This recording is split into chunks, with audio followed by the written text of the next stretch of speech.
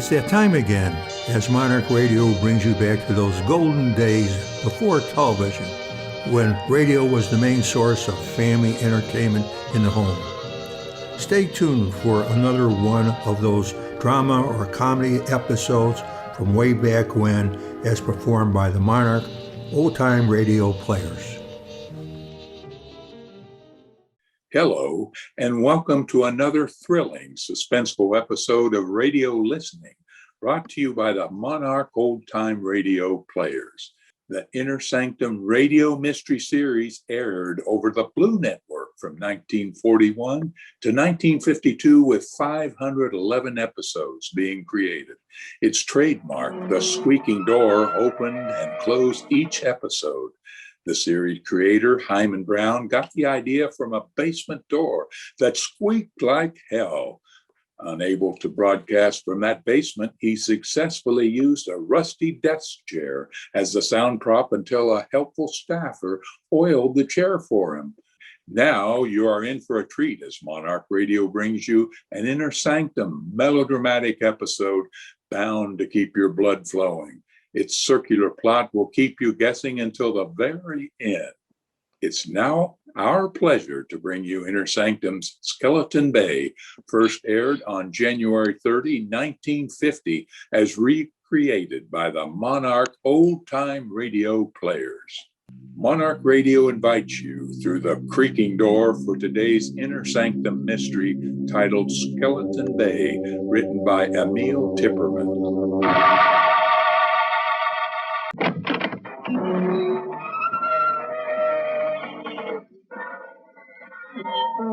Good evening, friends of the creaking door.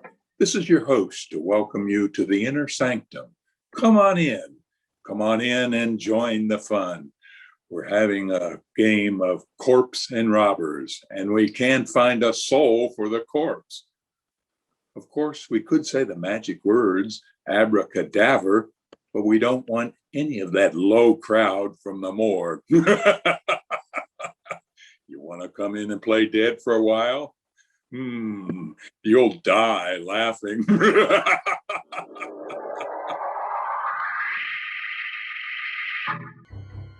And now for our excursion into the eerie, our little trip to Skeleton Bay.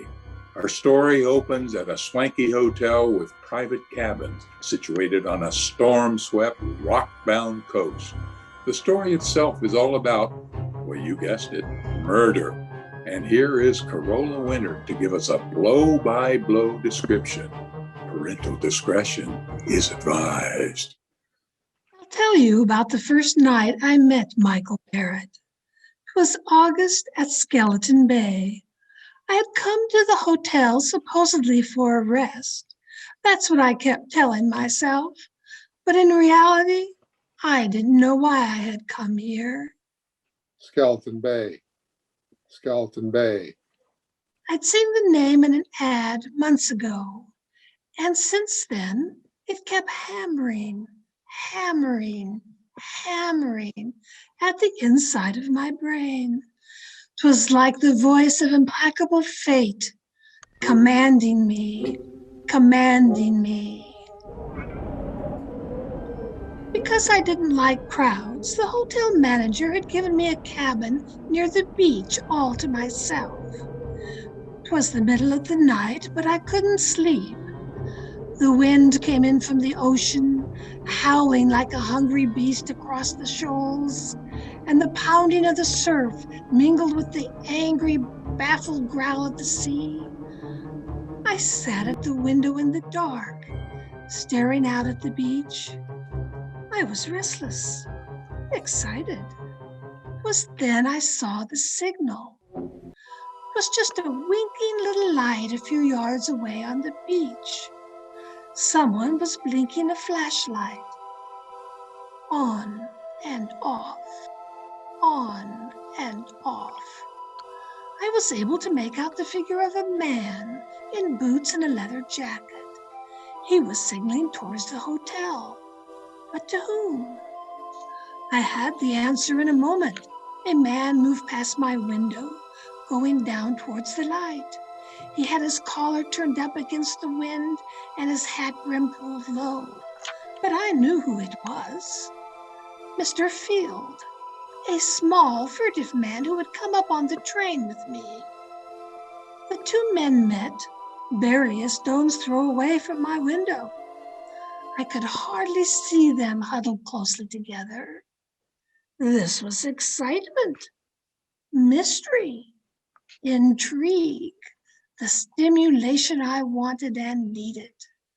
I had to know what was going on, and I threw on a raincoat and opened the cabin door. The wind swept my hair in a streamer, and the salt spray stung to my face as I hurried down to the beach. My blood began to race and my heart to pound, for those two men were not engaged in any conference. They were locked in a struggle. It was this deadly, silent struggle, with only a grunt now and then. I saw the flash of a gleam of a knife, but I couldn't tell who had the weapon, the tall man in the leather jacket or the furtive Mr. Field. And then I saw the blade plunge home into the throat of the furtive Mr. Field. I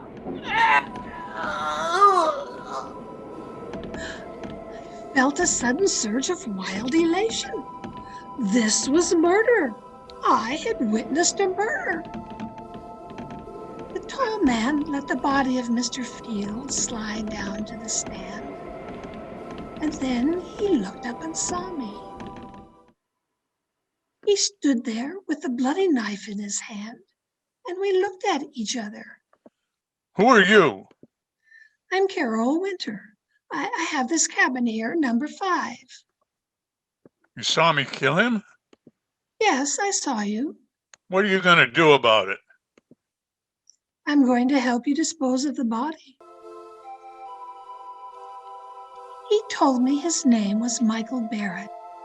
He lived on the opposite side of the bay in a house high up on the cliff. It won't be so easy to get rid of the body. If I had the boat, I could take him out and drop him over the side, but it's too rough tonight. If there was some place to hide him for a day, I could come across in the boat tomorrow night. You can hide him in the closet in my cabin. Nobody will look there. Better lock the closet door. Yes, of course. You sure no one will come snooping here? Nobody comes here but the maid. All right. I'll be back tomorrow night with the boat. Oh, did you pick up the knife?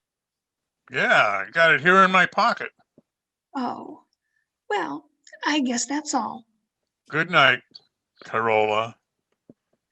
Good night, Michael. All night, I sat alone with the locked closet door between me and the staring, sightless body of Mr. Field. At breakfast the next morning, they had already discovered the disappearance of Mr. Field. Yes, the maid said his bed wasn't slept in at all. Do you think he could have committed suicide in the ocean? Well, he was such a sneaky little man. Of course he may have gone for an all-night hike. On such weather, I hurried through my breakfast, listening to the gossip all around me. Now, in broad daylight, I could hardly believe the thing had actually happened last night. And you know, the hotel manager thinks it might be murder. I heard him phoning for the police. Police? I hadn't counted on that. Why, anything wrong, young lady? You look sick. I do feel a bit dizzy. I think I'll get some fresh air. Oh dear, poor girl. It must be a shock to her. She came out on the train with Mr. Field. Out in the open air, I let the wind cool my fevered face as I hurried down towards the beach. It was only 9:30 in the morning. I had the whole day and the whole evening before Michael could come for the body. And the police would be around all day, investigating, snooping. And all the time, Mr. Field would be sitting in my closet, staring blankly out of his sightless eyes. When I reached my cabin, I put my hand on the doorknob, and suddenly I went cold all over. The door was unlocked. I stood as still as a statue, listening. Yes, there was someone inside. Someone was moving around. If only I had my handbag. I had a pistol in it I always carry for protection, but it was inside on the dresser. Slowly, I pressed the door open. A half an inch, and the door creaked. Is that you, Miss Winter? The maid. It was only the maid. Of course, she'd be making up the bed. Why hadn't I thought of that? Miss Winter? Is that you? Yes, it's I. What are you doing at the closet with those keys? Well, they're just my pass keys, Miss Winter. I was just going to tidy up the closet. I didn't ask you to do anything to that closet. But that's part of my job, Miss Winter. I'm supposed to do it in all the rooms. Well, you leave this one alone. Keep away from that closet, do you hear? Well, yes, Miss Winter. I was only trying to help. When I want your help, I'll ask for it. Now, please leave at once. Just as you say, Miss Winter. I'm sorry if I did anything wrong. Did she suspect anything? I hadn't liked her tone. Why had he been so sharp with her? Now she'll surely think there's something in that closet. Something she shouldn't see. At lunchtime, I didn't want to leave the cabin. I sat at the window and I could almost feel the sightless eyes of Mr. Field staring at me through the closet door. Someone at the door. Who? Just a minute. Miss Winter? Miss Corolla Winter? Yes, I'm Miss Winter. Oh, I'm sorry to trouble you, Miss Winter. I am Detective Sergeant Smith from headquarters. May I come in for a moment? Yes, please do. What can I do for you, Sergeant Smith? We're out here investigating this Mr. Field business. He hasn't turned up yet. Oh, well, I'm sure he will in time. Well, I wish I could be so sure, Miss Winter. What do you mean? We've gone through his room, found some mighty queer things. Queer things? Seems that Mr. Field was in some sort of racket. There's a good chance he may have been murdered. You don't say. Yeah. And I understand you came up on the train with him. Yes, that's true. Did you have any conversations with him on the train? No, none at all. You're the Corolla Winter who writes the mystery novels, aren't you? The same.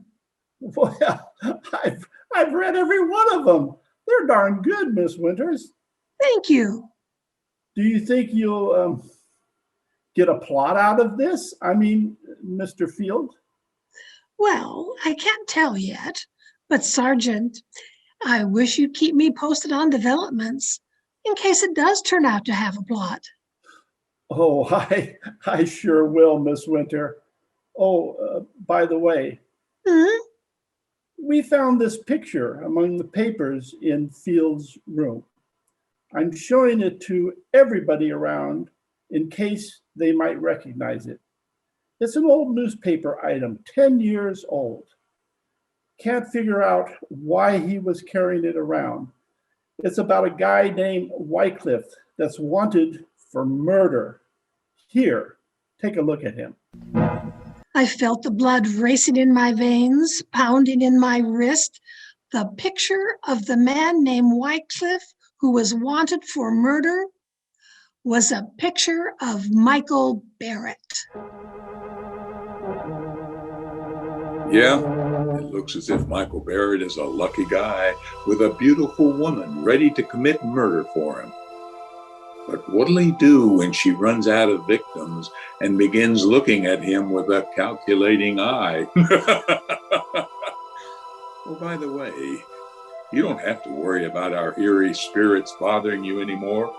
No, I've made a resolution that ghosts will not be allowed out of their graves after dark. Unless, of course, they have a pass to leave the ground. Well, let's get back to the rock-bound coast of Skeleton Bay and see how Carolla entertains the grisly guest in her closet. I don't remember how I got rid of Detective Smith. I told him I had never seen the man in the picture and sent him away. The day was interminable. From my window, I could see the guests moving about on the beach, but none of them went in swimming. The weather was too rough, and I wondered if Michael would be able to bring the boat over tonight. If not, how much longer could I sit guard over Mr. Field in the closet? Now and then I'd see Detective Smith poking around on the beach. And then, without warning, he was standing over the very spot where Michael had stabbed Mr. Field. I watched him bend down and examine something. Was there blood there? Did Smith know that was the murder spot? I saw him frown, then he stood up and walked quickly away. I had to know what it was he'd seen there. Swiftly, I slipped on my coat and went out. I started towards the spot on the beach. Going somewhere, Miss Winter? Oh, it's you, Detective. Going anywhere in particular? Why, no. I was just going up to the hotel for dinner. It's almost dinner time, you know. Well, fine. I'll walk up with you, if you don't mind. Not at all. Can I help you? Take your arm. Oh, thank you. The sand is so soft. It's still wet. We had high tide last night. Miss Winter? Yes. Are you a sound sleeper? Why do you ask? Well, I just thought maybe you might have heard something in the night. A fight or something. A fight? I was just looking at the sand back here, down near your cabin. It's all messed up, stomped around. Well, what's that got to do with me? Well, nothing at all, except I think there was a fight there last night. Maybe that's where Mr. Field was killed. You think Mr. Field was murdered? It's beginning to look more and more like it, Miss Winter. Somehow, I don't know how, I managed to get through with dinner. I hurried back to the cabin, and I stopped at the door, shocked and unbelieving. There was a light on inside. Someone was in there. This time I had my handbag with me. I took the pistol out, and once more I inched open the door. It had happened, the thing I feared. The closet door was open, and there was the maid, stooping over the body of Mr. Field. Oh, What are you doing there? it's the body. It's Mr. Field. You've killed him. Suppose I did. What are you doing with that gun?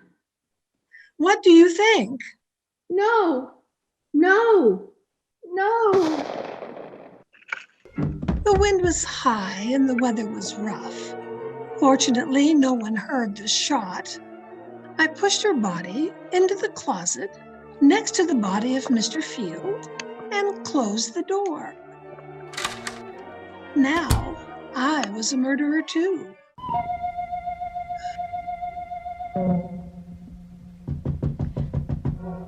Who is it? Let me in, Carola, quick. Yes, yes. Michael, I thought you weren't coming. It's been a dreadful day. What happened? Come here and I'll show you. Is he still in there? See for yourself. A woman? Who is she? The maid. She opened the closet while I was out. You killed her? Yes, Michael, I had to. There are detectives at the hotel looking for Mr. Field. I suppose if I were smart, I'd kill you too. Then there'd be no one to talk. Yes, Michael, that would be smart. Go ahead, kill me, if you can. I knew he couldn't kill me because I'd seen it in his eyes. We were two of a kind, both wild, both reckless, both eager for the thrill of danger. He, too, wanted to be like the wind. We had both been brought together by some force stronger than either of us, and we loved each other. Carola, darling. Michael. No more, Michael. We have work to do. All right, I'll take them down to the boat. I'll help you. We carried Mr. Field and the maid down to the boat. There. I'll take them out away and dump them. And after that, Michael? After that? After that, I'm going home. To your house on the cliff on the other side of the bay? Yes, Carola. Michael, take me with you. What? Take me with you to your house up there on the cliff. I'm sorry, Carola, I can't. You can't? Why can't you?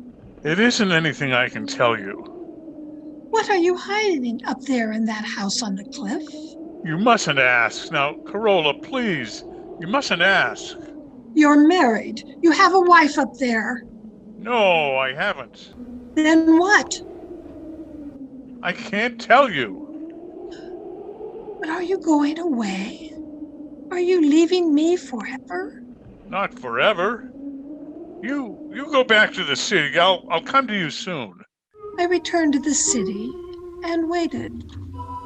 I waited a week, a month, but Michael Barrett did not come. I wrote to him, but there was no answer. And then one evening I saw him. I was returning home in a taxi, and I saw him standing across the street looking up at my window. And when he saw me get out of the cab, he turned and started to hurry away. Michael, please don't go away. Oh, Michael, why did you try to run away? Don't you know? You're afraid. Yeah, let's call it that. But you love me, Michael, don't you? Carola, it's no good. There's nothing but ruin for both of us if I stay. We'll be together forever. It's impossible. I won't let you go back to that house on the cliff. I don't care what it is you're hiding up there. I won't let you go back. Goodbye, Carola. Wait. I'm going. You'd better forget about me. Don't go yet, Mr. Wycliffe. So, you know about that, too. I saw the old newspaper clipping Mr. Field carried. I see. Why are you looking at me like that? You know why I killed Mr. Field? Because he tried to blackmail me about that old murder. But, dear Michael, I'm a good deal smarter than Mr. Field. You see, I write mystery novels, so I know how to handle such things. What do you mean? It wouldn't do you any good to kill me. I've written all about you. Your real name and about the old murder. It'll be found if I should ever be killed. I see. Michael, darling, I'm blackmailing you. But there's only one thing I want from you. Your love. It shouldn't be so hard for you to meet my terms. All right, Carola, you win. We'll be married tomorrow. Soon after we were married, Michael began going out evenings. Once, sometimes twice a week, and staying out all night. He'd return late the next day. When I asked where he'd been, his temper would flare up into something terrible. I stopped asking, but I couldn't rest. I had to know where he went. One evening, I followed him. He boarded a train for Skeleton Bay. At Skeleton Bay, he set out to walk from the station, and I followed. It was no longer summer. The trees were bare, and the night was forbidding.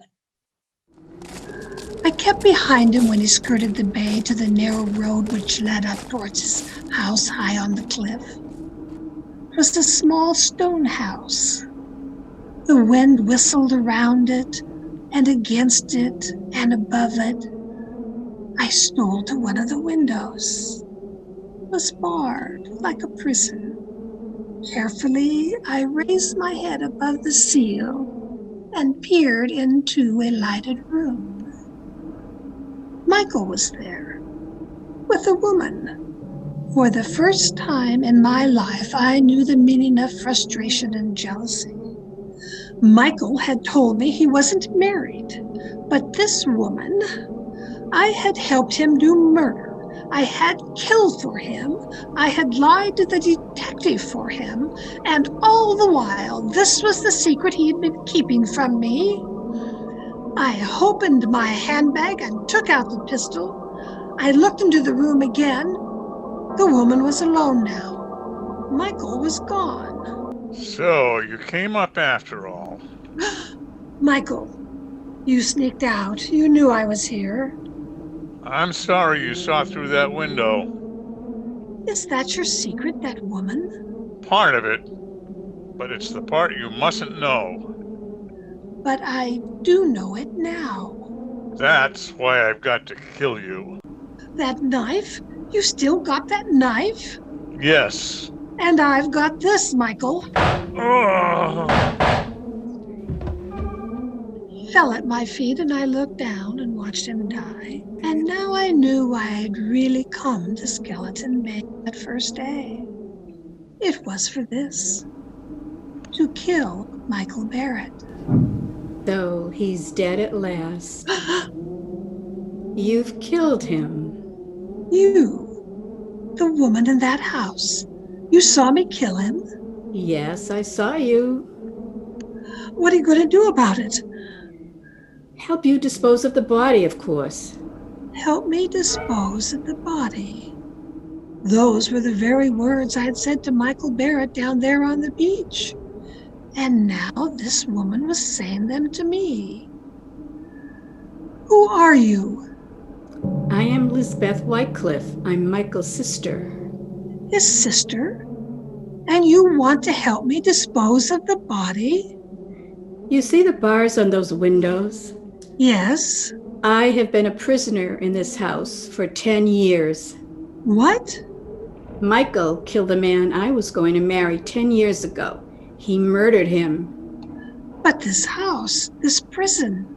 Michael brought me here. He kept me prisoner because he knew if I got free, I'd tell the world he was a murderer. And that's the secret. The secret he wouldn't even tell me. I shot her. Yes, I killed her too. There outside the house. And she fell beside Michael. And I rolled both bodies over the cliff down into the sea. This is the end of my book. the very best mystery novel I've ever written. I know that in writing it, I deliver myself into the hands of the law, but I can't stop. I can't help myself. So now I'm finished. I will mail it to my publisher and wait for Detective Sergeant Smith to come and get me.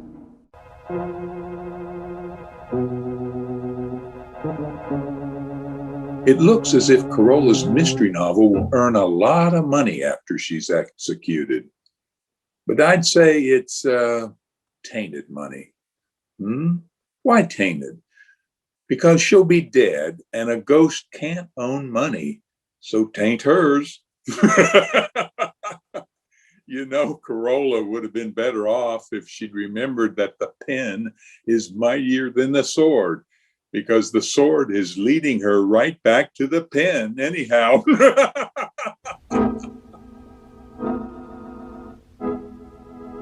Featured in today's cast were yours truly, Bill Steves, as the announcer, Jan Schmidt as Corolla Winter, Bob Jetson as voice and first guest, Bob Cuddy as Michael Barrett, Mike Stevens as Mr. Field and Smith, Judy Richards as second guest and the maid, and Maureen Wishner as Lisbeth Whitecliffe.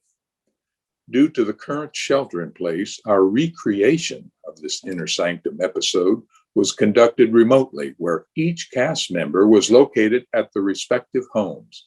This show was recorded and edited by Judy Katz and was directed by Howard Wishner. Howard Wishner also provided sound effects using sound recordings from free sfx.co.uk, as well as portions from the original broadcast. Casting and script selections were provided by Maureen Wishner.